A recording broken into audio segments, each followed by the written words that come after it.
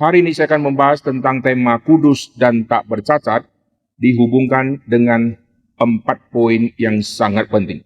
Di dalam Alkitab kita akan melihat ada benang merah tentang tema ini dan saya akan membahas hanya 4 poin.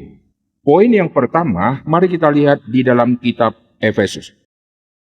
Di dalam kitab Efesus, perhatikan di pasal yang pertama, ini adalah poin yang pertama. Sebelum kita dilahirkan di dalam dunia, bahkan sebelum dunia jadi. Efesus pasal yang pertama, saya akan baca dari ayat yang ketiga. Terpujilah Allah dan Bapa Tuhan kita Yesus Kristus, yang dalam Kristus telah mengaruniakan kepada kita segala berkat rohani di dalam surga. Sebab di dalam Dia Allah telah memilih kita sebelum dunia dijadikan, supaya kita kudus dan tak bercacat di hadapannya. Tidak pernah saudara baca ayat ini di dalam kitab manapun di dalam dunia ini. Di dalam dunia saudara melihat buku-buku yang diproduksi oleh manusia dari segala macam zaman, baik dia mengutip kalimat orang lainkah, atau pikiran orisinil dia sendirikah, tidak pernah saudara temukan ayat yang kita baca ini. Yaitu tentang apa? Kita dipilih sebelum dunia dijadikan. Tulisan ini ditulis oleh Paulus. Tetapi ide ini bukan orisinil dari Paulus. Bagaimana Paulus bisa mengerti dunia ciptaan Tuhan yang begitu rumit? Lalu bagaimana bisa mengerti sebelum dunia yang dicipta yang begitu rumit, apa yang terjadi? Lalu bagaimana Paulus bisa mengerti dunia kekekalan sebelum semua dicipta, apa yang terjadi di dalam dunia kekekalan? Manusia yang Tuhan pakai, nabi-nabi yang Tuhan pakai untuk menulis kitab suci, mereka waktu menulis tentang Taman Eden. Ini bukan orisinil dari pikiran mereka, karena mereka tidak pernah hadir di Taman Eden. Apalagi menuliskan sesuatu sebelum Taman Eden, sebelum bumi ada, hampir tidak pernah terjadi dan tidak pernah mungkin. Lalu bagaimana Paulus bisa menuliskan kalimat ini di dalam kitab Efesus? Ini adalah Roh Tuhan yang memakai dia untuk mengungkapkan rahasia yang begitu dalam. Efesus pasal 1 banyak kali orang baca, tapi orang lolos poin ayat keempat ini. Mari kita lihat. Sebab di dalam Dia Allah telah memilih kita sebelum dunia dijadikan. Paulus sama Petrus, 2 orang yang luar biasa di dalam misi. Di dalam kitab Kisah Rasul kita melihat peranan Petrus yang luar biasa. Lalu setelah Petrus dilanjutkan oleh Paulus, Injil akan tiba sampai ke ujung bumi. Dan 2 orang ini Tuhan pakai untuk menuliskan tema yang mirip seperti ini. Paulus di dalam kitab Efesus, dia menulis apa? Kita telah dipilih sebelum dunia dijadikan. Petrus menuliskan Kristus telah dipilih sebelum dunia dijadikan. 2 orang ini kalau kita gabungkan, maka kita menemukan satu doktrin pilihan yang sangat penting. Paulus menulis kita dipilih sebelum dunia dijadikan. Petrus menulis Kristus dipilih sebelum dunia dijadikan. Bedanya apa? Bedanya kita dipilih supaya kita kudus dan tidak bercacat. Yesus dipilih bukan supaya kudus dan tidak bercacat. Yesus sudah disebut Sang Kudus. Yesus sudah disebut Allah. Yesus adalah yang tidak ada noda. Bedanya dengan kita yang dipilih, kita dipilih supaya kelak kita menjadi kudus dan tak bercacat. Yesus tidak dipilih untuk supaya nanti jadi kudus, nanti jadi tidak bercacat. Ini bedanya. Lalu kita yang sudah dipilih, lalu Kristus yang sudah dipilih, ini adalah kedaulatan Tuhan dan ketetapan Tuhan yang tidak ada di agama manapun. Lalu waktu orang belajar doktrin predestinasi selalu masuk ke dalam perdebatan yang begitu sengit. Mana mungkin Tuhan sudah pilih? Kalau Tuhan sudah pilih, ngapain kita hidup di bumi? Toh akhirnya semua Tuhan sudah tetapkan. Waktu orang diskusi teologis, akhirnya mereka musuh-musuhan, debat-debat, satu tulis buku, satu menulis lagi melawan yang buku pertama. Lalu yang buku pertama oleh penulis pertama, dia tidak setuju oleh buku yang lain tadi, dia tulis lagi buku berikutnya untuk hantam lagi. Akhirnya terjadilah perang kata-kata melalui buku-buku dari orang-orang yang debat-debat tentang doktrin. Padahal doktrin predestinasi bukan doktrin yang sulit. Doktrin pilihan bukan doktrin yang diperdebatkan. Doktrin pilihan adalah doktrin yang sangat praktika luar biasa. Mengapa saya katakan seperti ini? Saudara perhatikan, Paulus sudah kasih jawabannya di dalam Efesus pasal yang pertama ayat keempat. Kita lihat sekali lagi. Sebab di dalam Dia Allah telah memilih kita sebelum dunia dijadikan. Supaya kita berdebat, supaya kita tulis buku, supaya kita perang kata-kata. Tidak. Supaya apa? Praktika sesuatu. Kudus dan tak bercacat di hadapannya. Maka kasihan sekali jikalau orang sudah belajar firman, sekolah teologi awam, akhirnya muncul di dalam pikiran mereka kerumitan yang begitu banyak. Setiap kali ketemu orang, dia serang orang tersebut dengan doktrin-doktrin yang begitu dalam. Padahal semua tema doktrinal di dalam Alkitab itu tema praktika. Tetapi untuk mencapai tema praktika yang benar, di otaknya mesti ada teori dan doktrin yang dalam.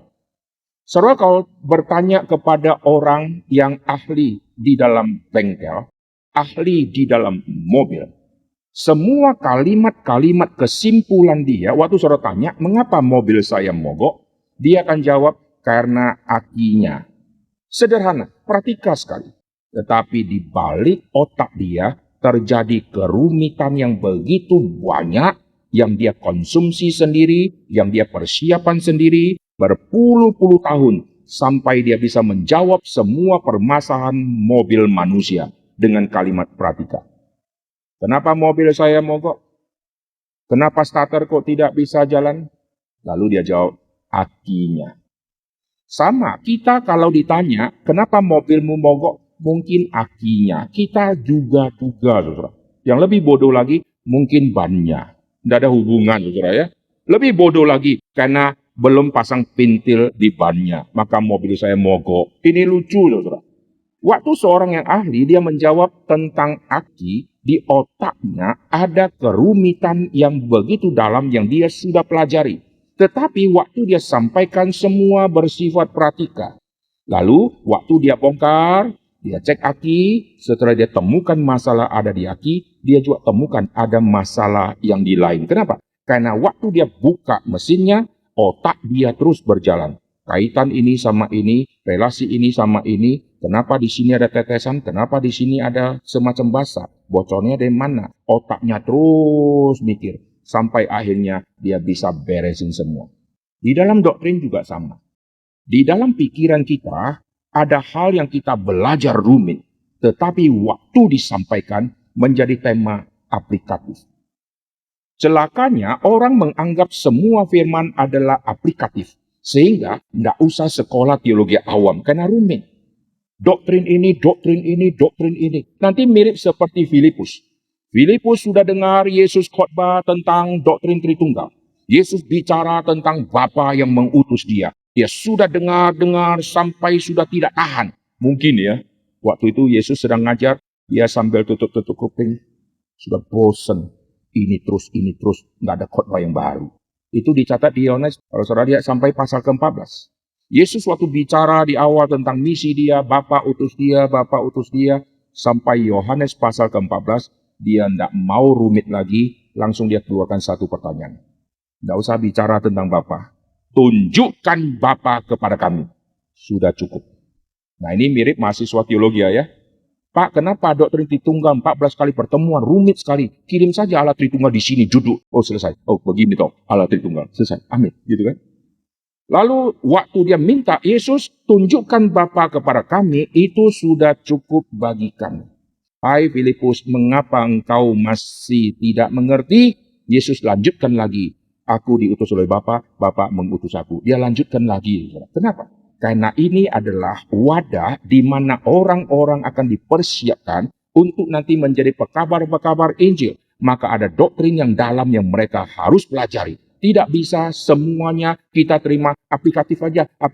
Enggak bisa. Kita harus masuk menjelajah wilayah yang sulit. Maka Alkitab katakan ada yang disebut makanan keras, ada yang disebut bayi rohani yang hanya cari susu. Kita harus menuju kepada makanan keras, sudah menemukan semua yang sulit itu, lalu kita akhirnya doksologi. Inilah yang Paulus ajarkan di dalam kitab Efesus. Doktrin pilihan dia kemas di dalam tema doksologi. Mari kita lihat ya, Efesus pasal yang pertama. Saudara lihat komposisi cara dia menempatkan doktrin pilihan, ini berhubungan dengan doktrin Tritunggal, dan dia apit semua tema rumit ini dengan doksologi. Efesus pasal yang pertama, lihat ayat ketiga. Sebelum membahas doktrin predestinasi, sebelum membahas tentang tema Tritunggal, dia mulai dengan doksologi. Terpujilah Allah Bapa Tuhan kita, Yesus Kristus yang dalam Kristus telah mengaruniakan kepada kita segala berkat rohani di dalam sorga. Jadi semua doktrin yang kita akan pelajari, kita harus mempunyai sikap hati terlebih dahulu, yaitu sikap hati doksologi. Mengapa harus doksologi? Karena begitu limpahnya rahasia di dalam dunia kekekalan. Begitu limpahnya rahasia di dalam dunia Allah. Kalau kita datang belajar dengan tidak ada hati doksologi, maka kita akan menuju kepada perdebatan yang tidak pernah habis-habis. Paulus memulai cerita ini dengan terpujilah Allah. Lalu dia akan membahas tentang Bapa. Perhatikan Efesus pasal yang pertama. Sebab di dalam Dia, Allah telah memilih kita. Ini bicara tentang karya Bapa. Allah telah memilih kita sebelum dunia dijadikan. Dalam kasih, Ia telah menentukan kita dari semula. Ia ini Bapa. Oleh Yesus Kristus untuk menjadi anak-anak Bapa sesuai dengan kerelaan kehendak-Nya. Mulai dengan doksologi, lalu masuk tentang Bapa. Siapakah Bapa? Apa hubungannya Bapa dengan manusia? Bapa memilih kita sebelum dunia dijadikan. Setelah tema Bapa selesai, dia tutup dengan doksologi. Tadi dimulai doksologi, sekarang dia tutup dengan doksologi. Mari kita lihat ayat ini. Ayat yang ke-6 menutup tema tentang Bapa. Supaya terpujilah kasih karunia-Nya yang mulia, yang dikaruniakan kepada kita di dalam Dia, yang dikasihinya. Doksologi tutup tema Bapa. Doksologi memulai tema anak. Saya ulangi ya. Sebelum bicara tentang Bapa, doksologi. Sebelum bicara semua tema Tritunggal dan doktrin pilihan, mulai doksologi. Lalu masuk tema Bapa, dia tutup dengan doksologi. Tutup dengan doksologi untuk tema Bapa, sekaligus memulai tema baru, yaitu Kristus. Memulai tema Kristus dimulai dengan doksologi yang tadi tutup tema Bapa. Bisa ikutin? Ayat ke-6, doksologi tutup tema Bapa, memulai tema Kristus. Sebab di dalam Dia dan oleh darahnya. Ini bukan darah Bapa. Ini sudah bicara darah Kristus. Kita beroleh penebusan, yaitu pengampunan dosa yang dilimpahkan kepada kita. Ayat ke-9. Sebab Ia telah menyatakan rahasia kehendak-Nya kepada kita.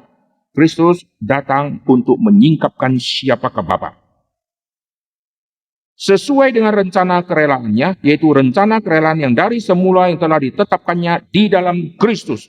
En Christos, di dalam Kristus, di dalam Kristus. Ini tema di dalam kitab Efesus. Sebagai persiapan kegenapan waktu untuk mempersatukan di dalam Kristus.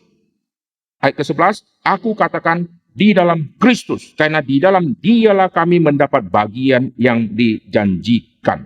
Oke, perhatikan ayat ke-12. Supaya kami yang sebelumnya telah menaruh harapan pada Kristus boleh menjadi puji-pujian bagi kemuliaan-Nya. Tema Kristus dimulai dengan doksologi, diakhiri dengan doksologi. Ayat ke-12, supaya kami yang sebelumnya telah menaruh harapan pada Kristus boleh menjadi puji-pujian doksologi. Doksologi menutup tema Kristus, doksologi memulai tema Roh Kudus. Maka setelah itu dia akan bahas tentang Roh Kudus. Ayat ke-13, di dalam dia kamu juga karena kamu telah mendengar firman kebenaran yaitu Injil keselamatanmu, di dalam dia kamu juga ketika kamu percaya dimeteraikan dengan Roh Kudus yang dijanjikannya itu. Dan Roh Kudus itu adalah jaminan bagi kita sampai kita memperoleh seluruhnya, yaitu penebusan yang menjadikan kita milik Allah untuk memuji kemuliaannya. Doksologi lagi. Jadi tema Tritunggal yang begitu dalam, setiap pokok, poin pertama tentang Allah Bapa, poin kedua tentang Allah Anak, yaitu Kristus, poin ketiga tentang Allah Roh Kudus, harus kita mulai dan tutup dengan doksologi. Sikap seperti ini sudah hilang di sekolah teologi. Di dalam sekolah teologi, semua siswa kalau sudah masuk doktrin Allah, atau doktrin yang membahas tentang Tritunggal, atau doktrin yang membahas tentang Kristus, doktrin yang membahas tentang Roh Kudus, sikap hati mereka apa? Paper sudah selesai belum? Paper sudah selesai belum? Saya sudah selesai. Saya belum. Kamu gimana? Aku tunda aja. Aku nanti minta aja. Kalau bisa tunda ke bulan depan. Tidak apa-apa. Dikasih tambah baca buku. Tidak apa-apa. Sikap hati apa? Ngeri tentang paper. Sudah tidak ada doksologi, memulai kelas itu dan tutup dengan doksologi. Nah, sekarang saya akan menyoroti mengenai tema kudus dan tak bercacat. Di dalam doktrin Tritunggal ini, kitab Efesus pasal 1 tadi diselipkan tentang pekerjaan Bapa yang memilih manusia sebelum dunia dijadikan. Ini doktrin predestinasi. Untuk apa? Untuk kudus dan tak bercacat. Nah, berarti ada sasaran penting nanti manusia ditaruh di bumi. Tuhan sudah memilih manusia, nanti satu persatu manusia akan lahir ke dalam dunia. Ada doktrin yang salah tentang munculnya manusia, yaitu manusia yang muncul, ini dia bisa muncul karena apa? Karena Tuhan kirim roh dari dunia kekekalan yang sudah ditetapkan tadi, Tuhan kirim, maka lahirnya si Ucok. Tuhan kirim, lahirnya si Butet, gitu ya. Tuhan kirim. Jadi rohnya sudah ada di gudang roh. Nanti waktu manusia lahir secara fisik, maka rohnya diutus untuk masuk. Ini doktrin yang sesat, saudara ya. Kita tidak setuju doktrin itu. Roh tidak ada di dalam gudang roh, di dalam dunia kekekalan. Pada saat manusia disebut makhluk yang hidup, janin itu sudah disebut hidup. Maka saat itu ada roh di dalam diri janin itu. Atau benda yang mulai goyang-goyang itu. Oleh sebab itu kalau saudara menghabisi dia, saudara disebut membunuh. Meskipun dia belum berbentuk otak, kepala, lalu tangan, kaki, masih goyang-goyang kayak begini, terhabisi dia, saudara dianggap sudah membunuh manusia. Jadi poin pertama yang kita mau bahas dalam tema kudus dan tak bercacat, yaitu sebelum manusia itu ada di dalam dunia, dan di dalam kekekalan Tuhan sudah merencanakan akan merubah manusia yang kelak akan dilahirkan untuk menuju kepada titik awal yang Tuhan sudah tetapkan, yaitu kudus dan tak bercacat. Ini adalah misi Tuhan yang begitu besar kepada umat manusia, dan misi ini sudah ditetapkan sebelum dunia dijadikan. Lalu Petrus menambah, Kristuslah yang dipilih sebelum dunia dijadikan. Untuk apa? Untuk datang ke dalam dunia, menebus manusia, lalu untuk merubah manusia. Nah, sekarang kita lihat.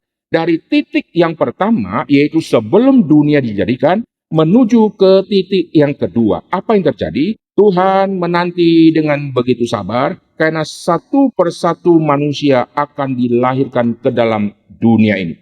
Tuhan menunggu eceran muncul satu-satu. Ucok lahir, Butet belum keluar. Butet lahir, lalu abang siapa muncul lagi. Muncul lagi, eceran saudara ya. Tidak grosir gitu ya. Satu persatu. Tunggu. Sampai waktunya tiba, lahirlah kita. Waktu kita dilahirkan ke dalam dunia ini, kita tidak tahu misi Tuhan untuk kita. Oleh sebab itu, kita mulai mendeteksi tujuan saya ada di dunia, kenapa saya bisa ada di dunia. Maka kita coba cari tahu, dan waktu kita tahu pertama kali, kita tahu dari mama papa. Mama papa kita, kalau orang yang rohani baik, kita akan cepat mengetahui mengapa kita ada di bumi. Tapi kalau mama kita bukan orang percaya, kita akan mengetahui mengapa saya di bumi secara salah. Apalagi mama dan papa setiap malam diskusi. Sebetulnya anak ini saya tidak mau. Lalu didengar oleh si anak, kau nggak mau? Aku juga sebetulnya nggak mau kau papa dan mama. Karena aku tidak minta aku dilahirkan di sini gitu ya. Dan untung papa dan mama nggak dengar. Karena anak ini bicara di dalam hati. Tapi papa dan mama selalu diskusi di meja makan. Anaknya dengar. Aku sebetulnya tidak mau anak ini. Karena anak kita sudah 18, ini 19. Wah, kita kirim ke orang lain saja gitu ya. Wah, si anak mulai mengerti. Kehadiranku di dalam dunia karena kecelakaan. Karena mama dan papa lupa makan obat dan seterusnya. Maka kebobolan, lahirlah saya. Pantas saya nggak pernah diajak jalan-jalan. Pantas saya tidak pernah dibelikan baju baru. Dia mulai mengerti identitas dia adalah identitas yang tidak diharapkan. Dan anak ini akan bertumbuh mencari identitas dia. Makin dia cari, makin dia tersesat di dalam dunia kegelapan. Sedangkan jikalau seorang anak dididik oleh ayah dan ibu yang rohani baik di dalam Kristus, anak ini diajar untuk mengerti siapakah dirinya. Anak ini dari kecil dibawa ke sekolah minggu. Sudah dibawa ke sekolah minggu, dia mendengarkan firman Tuhan, pulang ke rumah, ayah dan ibu jelaskan lagi. Apakah anak ini langsung mengerti tentang status dia di dalam dunia? Seperti yang Bapak inginkan? Belum tentu. Kenapa? Karena fakta manusia sudah berdosa. Oh, saudara berkata, kalau begitu ngapain saya jelaskan kepada anak saya? Toh nanti akhirnya dia tetap tidak mengerti. Saudara jelaskan saja tidak mengerti, apalagi tidak jelaskan. Jangan salah berpikir, jelaskan saja tidak ngerti. Ngapain gua jelaskan? Ini namanya pesimis. Sudah jelaskan, masih tidak ngerti. Apalagi tidak dijelaskan. Maka teruslah menjelaskan. Itu maksudnya. Lalu ayah dan ibu terus jelaskan. Ayah dan ibu kira ini anak kelak bertumbuh akan mirip seperti duplikatnya pendeta. Karena rohani sangat baik. Dari kecil sudah diajari. Ternyata anak ini makin bertumbuh. Karena kunci dasar di dalam diri anak ini belum dia terima. Yaitu kunci keselamatan dia belum dapat. Yang dia dapat, tujuanmu diam dunia untuk melayani Tuhan. Dia tahu seperti itu. Tapi dia tidak pernah dengar orang menginjili dia. Firman Tuhan yang dia dengar di sekolah minggu tidak bicara Injil. Yang ada adalah kesimpulan sebagai orang Kristen. Pulang ingat doa ya, kesimpulan orang Kristen. Nanti jangan lupa ya, ingat minggu depan ya, kau tugas asyir. Tugas seorang Kristen. Nanti kita akan kumpul ya, persekutuan wilayah, tugas seorang Kristen. Nanti kau hafal ayat ya, dari kecil kita mendengarkan semua kesimpulan menjadi orang Kristen. Tapi jarang sekali kita mengerti kunci utama bagaimana saya bisa disebut orang Kristen. Maka perlu ada penginjilan. Perhatikan dari pertama sebelum dunia dijadikan sampai kita lahir, lalu menunggu yang lahir ini akhirnya mengerti sesungguhnya misi Tuhan untuk dia. Maka masuk ke poin kedua, itu adalah titik di mana Tuhan menyelamatkan dia. Perhatikan dari titik pertama menuju ke titik yang kedua. Di titik yang kedua, Tuhan ulangi kembali tema ini. Dan Tuhan memakai Paulus tulis tema ini. Tadi yang pertama pakai Paulus tulis di Efesus. Nanti poin yang kedua, Tuhan memakai Paulus tulis di Kolose. Kita melihat di dalam kitab Kolose. Perhatikan di Kolose, kita akan lihat pasal yang pertama. Saya akan baca dari ayat ke-19. Efesus tadi pasal pertama, ini Kolose juga pasal yang pertama. Efesus sama Kolose ini dua kitab banyak kemiripan ayat-ayatnya ya. Kolose pasal yang pertama saya baca ayat ke-19. Ini adalah poin kedua, setelah kita sudah dilahirkan, kita pelan-pelan akan mengerti yang namanya saya ditaruh di dalam dunia untuk apa? Yaitu mesti melewati kunci yang sangat dasar. Kau harus dilahir barukan.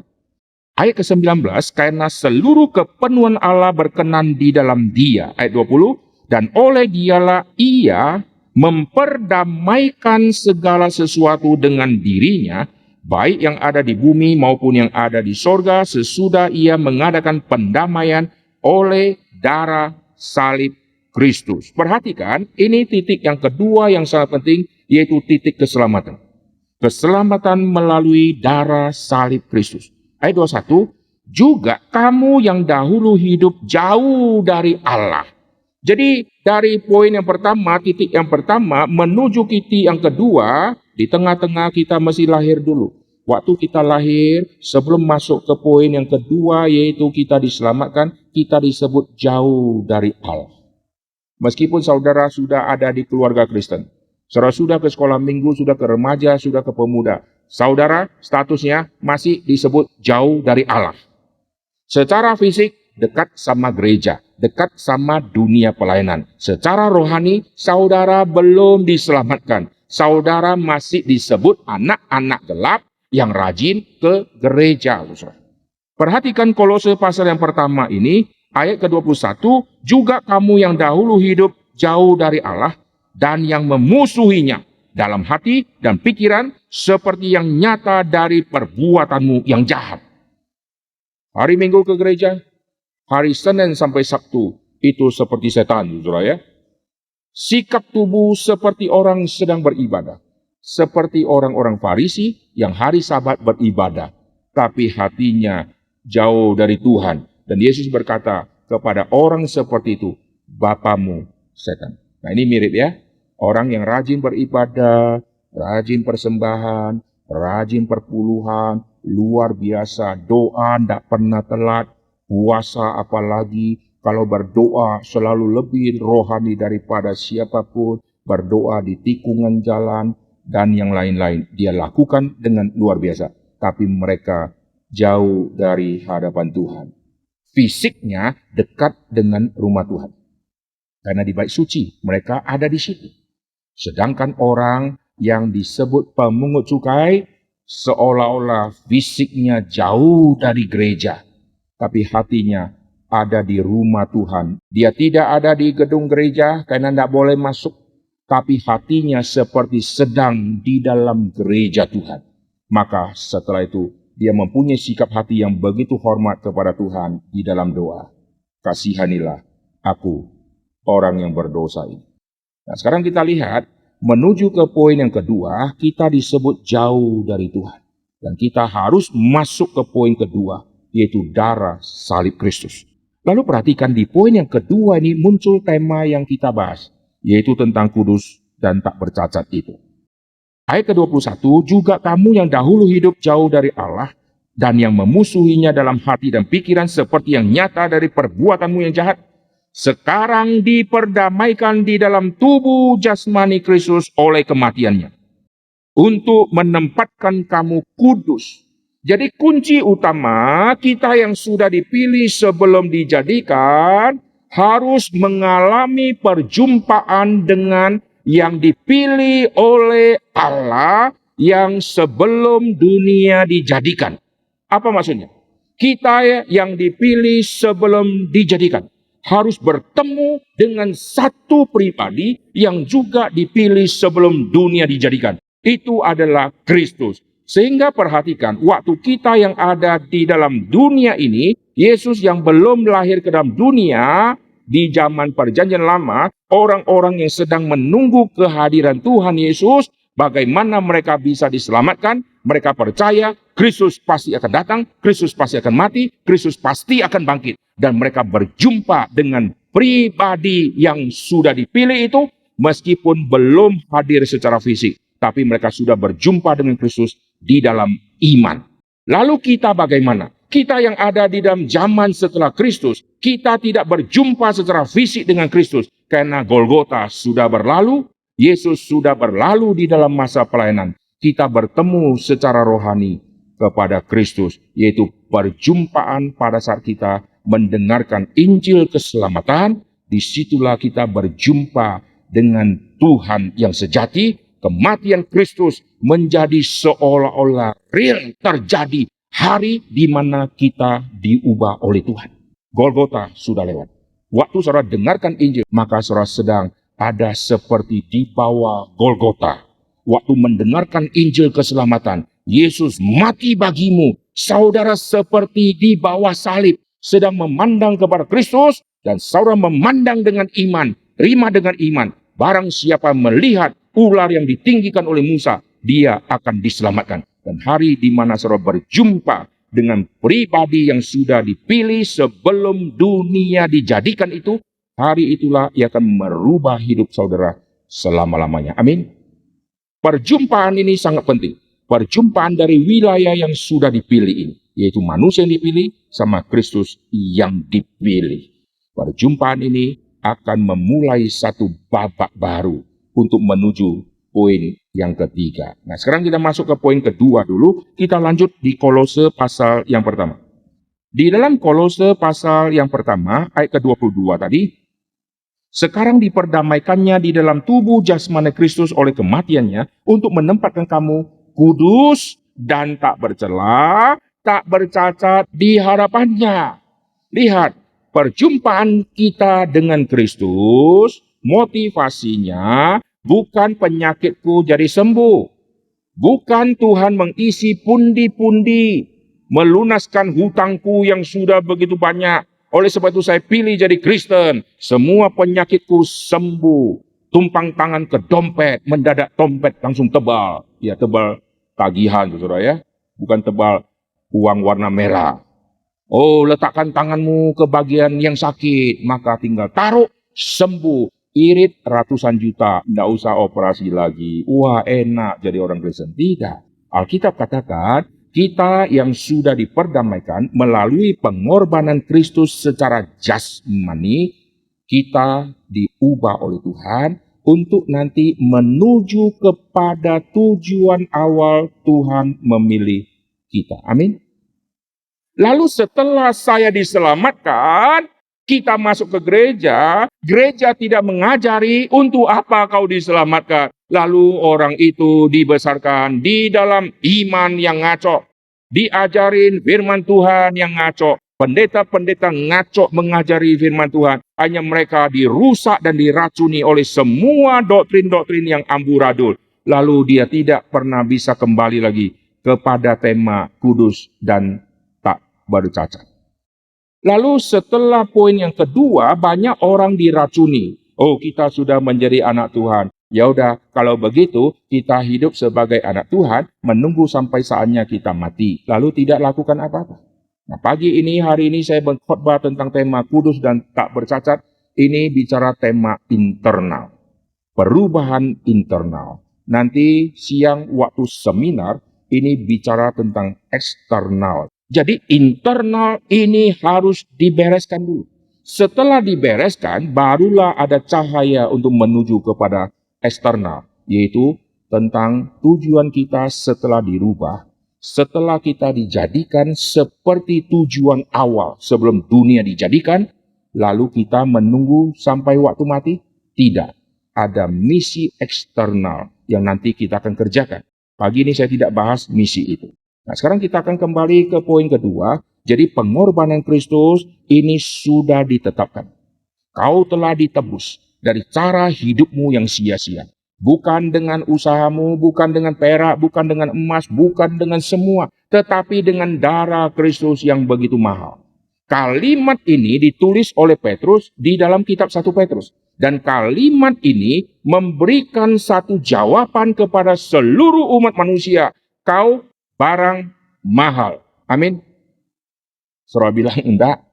Saya tubuhnya enggak ada cincin emas, enggak ada berlian gitu ya. Saya barang mahal. Saya ini barang murah kok. Dari debu tanah gitu ya. Saya barang mahal. Sekarang saya kasih tahu ya. Saudara ini barang mahal. Buktinya apa? Buktinya lihat dari barang yang dipakai untuk menebus. Saya kasih contoh. Mic ini misalnya ya, 100 juta. Lalu mic ini hilang. Saudara tahu mic ini 100 juta, lalu ada orang menginformasikan, saya menemukan mic ini. Kalau gereja mau ambil, harus bayar uang ganti tebusannya. Gereja tahu mic ini 100 juta, lalu ganti tebusan 10.000. Mungkin nggak? Dan orang yang ambil juga tahu kenapa seluruh gereja diambil satu mic ini. Misalnya ya, saya kasih tahu dulu ya, ini bukan 100 juta ya, jangan sampai nanti besok hilang ini. Karena kita nggak tahu mana domba, mana kambing ada di sini tahu. Mendadak hilang, dia kira 100 juta. Jadi bertobatlah dari rencana saudara ya. Lalu sudah diambil, wah yang ambil juga tahu ini harga berapa. Lalu gereja kasih penawaran. Oke, kami akan tebus, kami kasih 10.000. Kira-kira orang yang ambil kasih enggak? Dia bilang, jangan kira gua nggak ngerti harganya. Wah celaka, udah dia tahu ya. Kalau gitu 1 juta, dia kasih enggak? Maka untuk nanti dia mau kasih dan lepas mic ini, harganya minimal mirip dengan harga asli, tidak mungkin lebih dari harga asli. Gereja kalau minta, saya mau mic ini, saya ganti 120 juta. Mending beli lagi, masih ada lebih 20 juta. Lengkap maksudnya ya.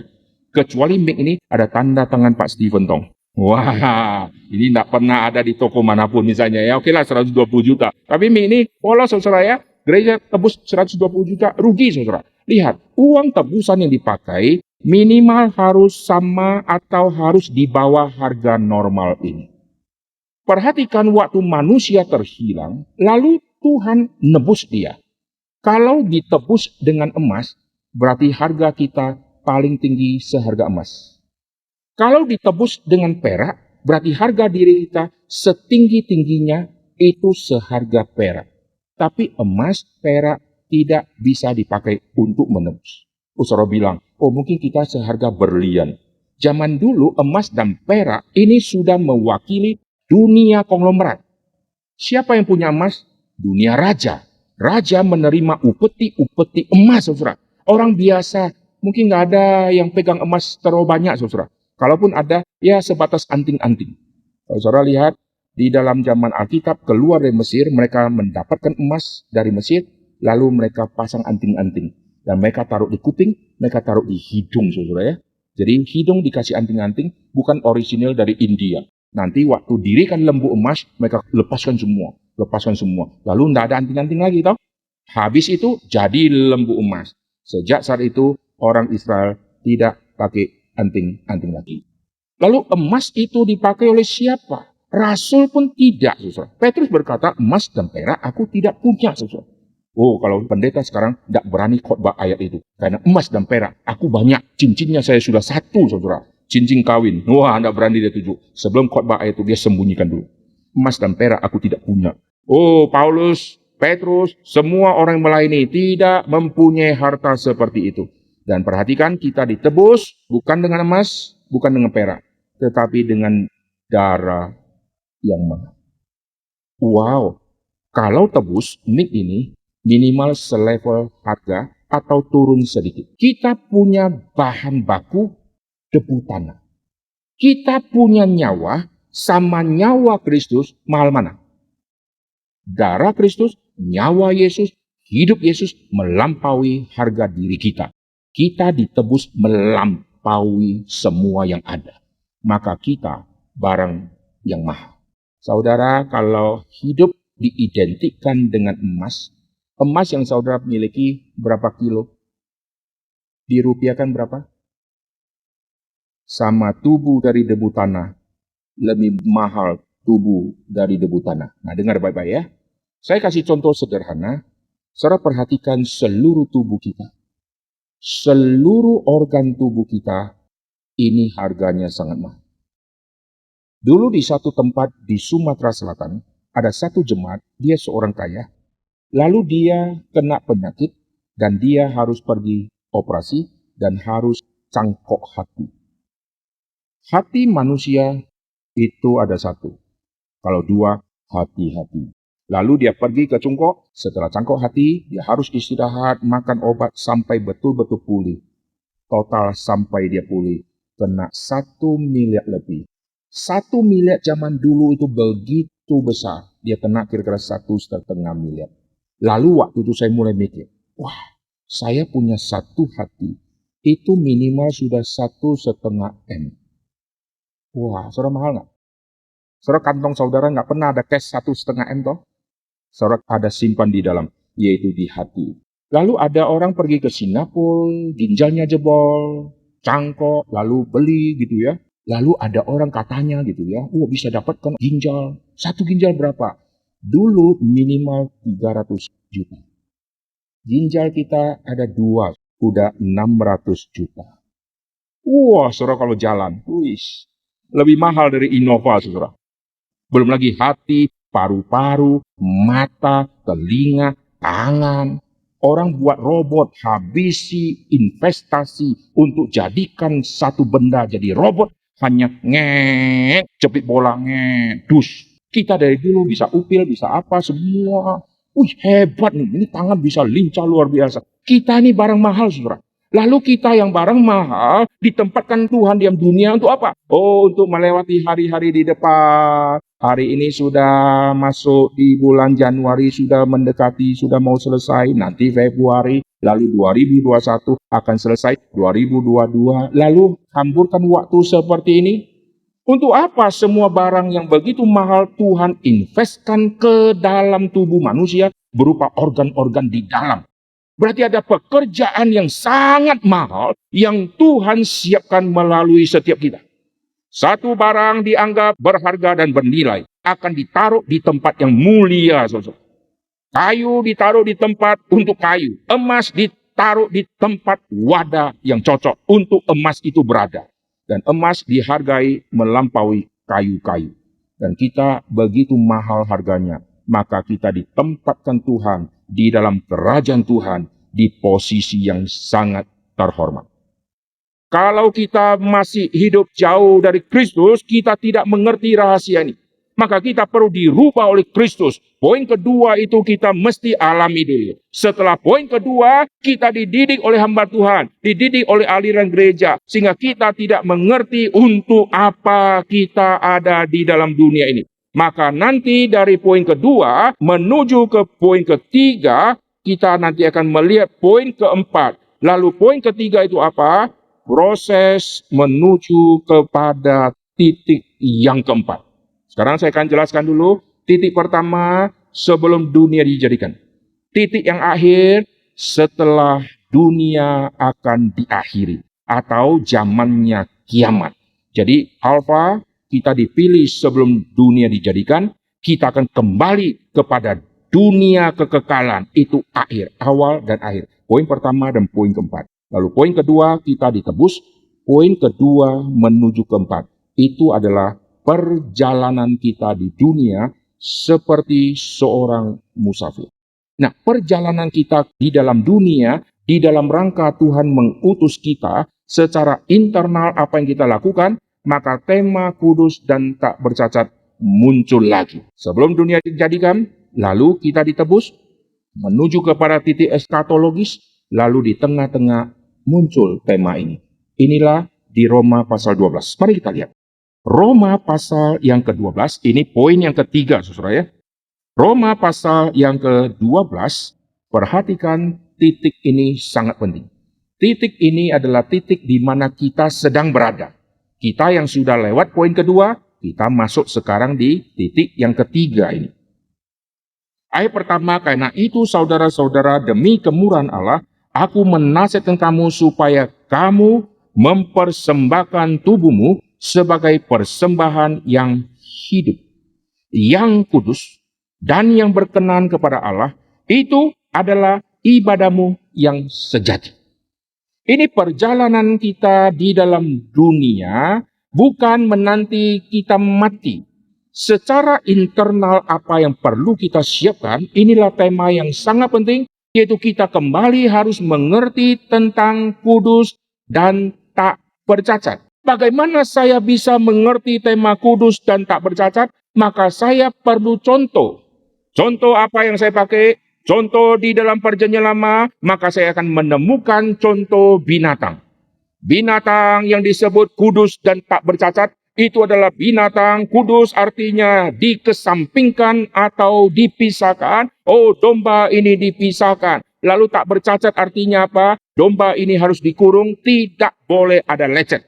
Kalau saya mengambil contoh ke PL, saya akan menemukan binatang. Lalu binatang kudus dan tak bercacat, dia dipisahkan dari sekian banyak binatang untuk dikhususkan bagi Tuhan. Untuk dikhususkan bagi Tuhan, dia tidak boleh ada cacat secara fisik.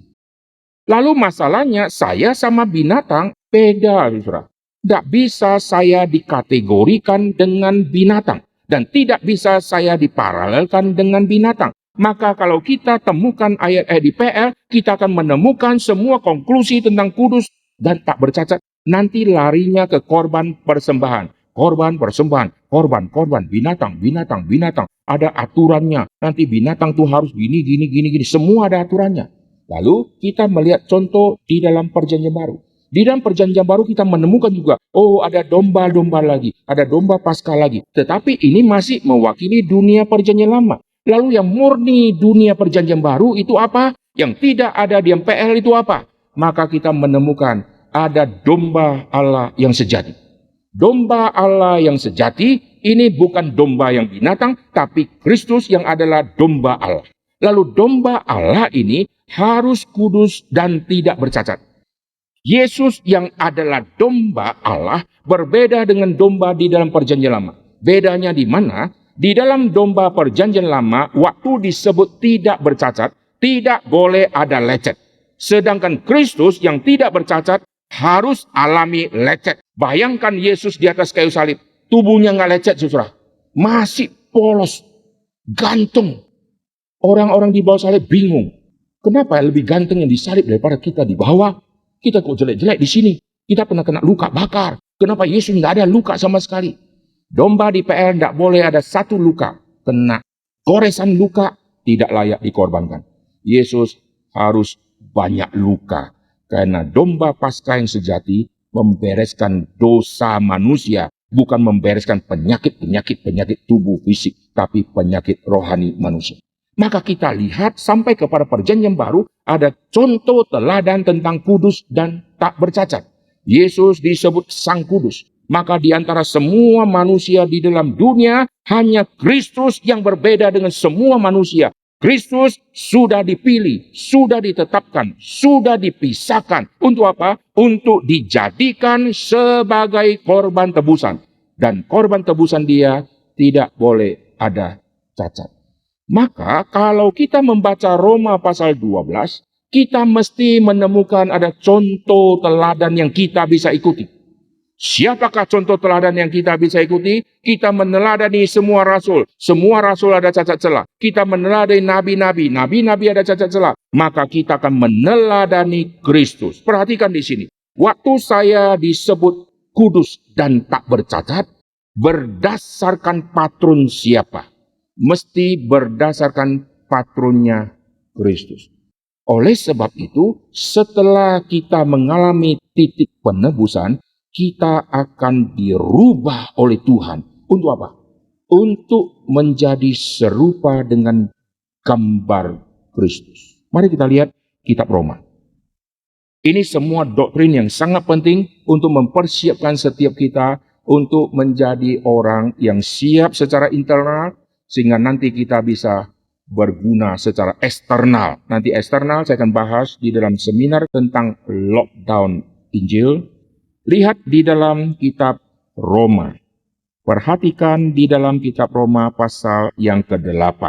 Jadi karena Kristus adalah patron kita atau standar kita, maka kita akan dirubah seperti gambarnya Kristus. Oke? Saya akan baca di dalam kitab Roma pasal yang ke-8. Saya baca dulu dari ayat 28. Kita tahu sekarang bahwa Allah turut bekerja dalam segala sesuatu untuk mendatangkan kebaikan bagi mereka yang mengasihi Dia, yaitu bagi mereka yang terpanggil sesuai dengan rencana Allah. Sebab semua orang yang dipilihnya dari semula, mereka juga ditentukannya dari semula untuk menjadi serupa dengan gambar anaknya, supaya ia anaknya itu menjadi sulung dan seterusnya. Kita dirubah untuk menjadi serupa dengan gambar Kristus. Sehingga kita nanti akan menuju kudus dan tak bercacat seperti kekudusan Kristus, seperti Kristus yang tidak bercacat. Kita akan diubah oleh Tuhan menuju kepada kesempurnaan Kristus. Nah, ini tuntutan yang sangat tinggi kepada setiap orang yang sudah percaya.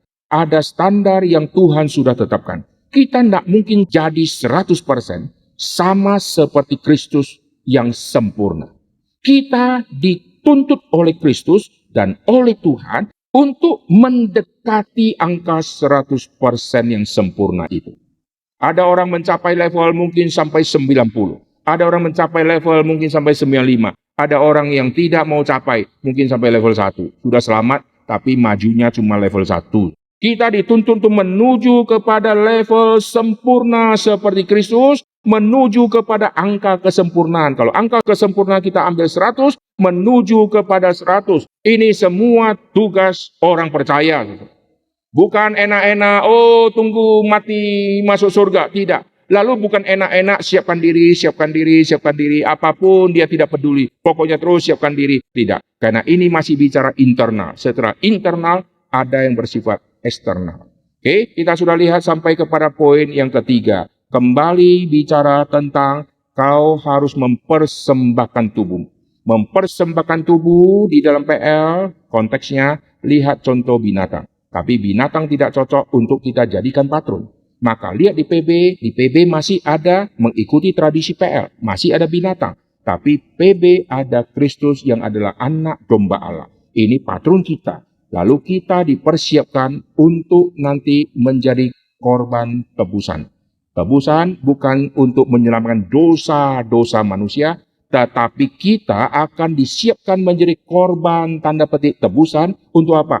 Untuk menjadi orang yang menjadi pengantara, membawa banyak orang berdosa. Kadang-kadang kita harus mati syahid, harus dilukai, harus mengalami penderitaan untuk membawa mereka kembali kepada Kristus. Lalu lihat poin yang terakhir, yaitu titik eskatologis. Banyak orang kalau sudah bicara akhir zaman, lalu lihat COVID, gempa bumi, SARS, ada perang, rudal, zamannya Saddam Hussein, seminar akhir zaman terus muncul. Setelah tidak ada rudal, akhir zaman berhenti. Masuk masa COVID, sebagian orang mulai munculkan lagi tentang akhir zaman. Nanti COVID sudah berlalu, jadi awal zaman lagi. Gitu ya. Heran. Zaman itu berubah-ubah berdasarkan fakta yang terjadi. Nanti banjir besar, banjir. Oh, akhir zaman. Gempa bumi, akhir zaman. Akhir zaman bukan tema untuk nakuti orang. Akhir zaman temanya pratika. Tema apa yang pratika? Yaitu kembali kepada tema kita semula, kudus dan tak bercacat. Mari kita lihat di dalam kitab Petrus. Ini 4 poin penting tentang kudus dan tak bercacat. 2 Petrus pasal yang ketiga, perhatikan di ayat yang ke-10, saya akan baca ayat ini. 2 Petrus pasal ketiga, ayat ke-10, tetapi hari Tuhan akan tiba seperti pencuri. Pada hari itu langit akan lenyap dengan gemuruh yang dahsyat, unsur-unsur dunia akan hangus dalam nyala api, bumi dan segala yang ada di atasnya akan hilang lenyap. Orang konsentrasinya hanya di ayat 10. Ayat 11, jadi. Nah, ini yang penting. Kuncinya jadi. Kesimpulannya di sini. Jika segala sesuatu ini akan hancur secara demikian, betapa suci dan salehnya kamu harus hidup. Kenapa? Makin kita mengingat tema eskatologis, makin kita mengerti Kristus akan datang, kita harus mereview kembali tentang internal kita. Sudahkah kita kudus dan tak bercacat? Kenapa? Karena Paulus pernah keluarkan satu kalimat. Aku sudah mempertunangkan kamu kepada Kristus. Jadi kita ini seperti perawan-perawan suci. Kita laki-laki juga dianggap perawan-perawan suci. Yang wanita juga dianggap perawan-perawan suci yang akan dipertunangkan dengan Kristus. Di dalam kaitan Tuhan dengan gerejanya, maka memakai istilah Tuhan nanti seperti suami, lalu gerejanya seperti istri. Israel seperti istri, Tuhan seperti suami yang menerima istri yang bersundal ini. Israel bersundal dengan ilah-ilah palsu. Tuhan menerima mereka kembali. Jadi, waktu Paulus berkata, kamu telah dipertunangkan dengan Kristus, kita nih disiapkan untuk menjadi perawan suci. Bukan untuk bom bunuh diri, saudara ya. Kita perawan suci untuk nanti apa? Untuk menuju kepada eskatologis. Eskatologis itu bisa nanti Yesus datang kali kedua. Eskatologis ini bisa bicara waktu kita mati. Waktu kita mati, Yesus belum datang kali kedua. Waktu kita mati, kita yang sudah dipersiapkan sejak sebelum dunia dijadikan, sampai menerima penebusan, sampai dirubah sesuai dengan gambar anaknya, lalu di dalam dunia terus berubah menuju kepada kesempurnaan Kristus, sampai saatnya kita mati. Kita akan bertemu dengan kekasih jiwa kita yang sejati. Lalu bagaimana dengan seluruh dunia? Waktu Kristus datang kali kedua, seluruh dunia akan selesai. Lalu apa yang terjadi? Oh, kalau begitu kita harus bicara tentang tanda-tanda. Oh, sudah terjadi bom bunuh diri. Mari kita belajar firman Tuhan. Tidak. Kau siapkanlah dirimu, hari itu akan tiba. Dan waktu kau melihat betapa ngerinya hari itu tiba, maka kau harus mengingat tema mendasar. Betapa suci salehnya kamu harus hidup di dalam dunia. Amin. Jikalau semua tema ini kita sudah mengerti dengan baik, nanti kita akan berbuah lebat di hadapan Tuhan. Mengapa banyak orang susah berbuah? Karena internal belum beres di hadapan Tuhan. Dia belum diperdamaikan dengan Tuhan. Dia masih hidup jauh dari Tuhan. Dia harus diselamatkan. Setelah diselamatkan, dia sudah menjadi orang Kristen, tetapi tidak pernah bertumbuh secara iman. Sehingga hidup dia secara internal masih seperti ada di tanah yang tandus. Belum pernah digemburi tanahnya. Kalau dirinya sudah digemburi, dia akan dikasih satu benih kecil saja. Benih itu langsung akan tumbuhnya cepatnya luar biasa. Mengapa banyak orang Kristen susah bertumbuh? Karena tidak pernah perbaiki secara internal. Tuhan cipta tubuh manusia dari debu tanah, dan Tuhan penuhi semua debu tanah ini dengan mayoritas air. Ini bijaksana Tuhan. Seluruh bumi ada darat, lalu darat sebagian ditutup oleh air, lalu air yang terlihat sama ada darat yang juga terlihat. Yang kita sebut darat selalu yang terlihat. Pada darat juga ada di bawah, karena ditutup dengan air. Kalau airnya kering, maka keluarlah si darat ini. Seluruh bumi mayoritas air. Seluruh tubuh kita dari tanah mayoritas air. Tapi air di dalam tubuh kita, air yang bisa berkurang. Karena kita keringat, kita pergi ke toilet, kita perlu minum lagi. Tubuh ini perlu air yang hidup, sehingga tanah rohani ini tidak pernah alami kekeringan. Oleh sebab itu internal ini perlu beres dulu. Kalau sudah beres, saudara melayani dengan sukacita. Saudara melayani, orang dapat berkat dari pelayanan saudara. Jikalau tidak, sambil melayani, sambil iri hati, sambil perang satu dengan yang lain. Bagaimana kita bisa menjadi saksi secara internal untuk memenangkan orang?